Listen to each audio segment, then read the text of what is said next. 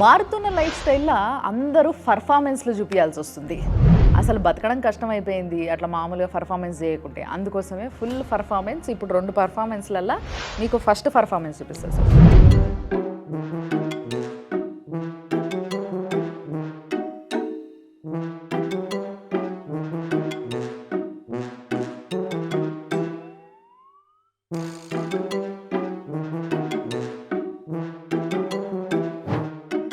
రాబిడ్డ జర చల్లగాలికి అట్లా అని వాకింగ్ పోయి వద్దాము అని చెప్పి తీసుకుపోయి మెల్లగా వెనకకు వచ్చినాక పాపం ఆ పిల్లగాడు వాకింగ్ అనుకొని అటు ఇటు ఎటు తిరుగుతా అటు తిరగంగా టక్కున పట్టుకొని తీసుకుపోయి స్కూల్ బస్ రాగానే స్కూల్ బస్ లోపలేసేసిండు.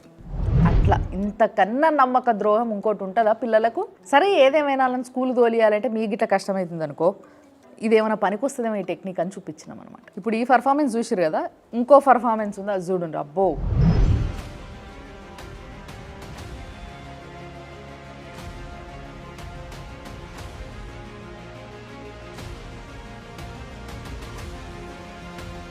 చూసిరుగా, వాడు రేపిస్టు, చిన్న పిల్లని రేప్ చేసిండు. లోపటి నుంచి వెళ్ళి ప్రెస్ ముందుకు తీసుకొస్తున్నప్పుడు వాడు చాలా క్యాజువల్గా నడుచుకుంటూ వస్తుండని ఒక పోలీస్ ఆయన వచ్చి ఏదో గునిగిండు.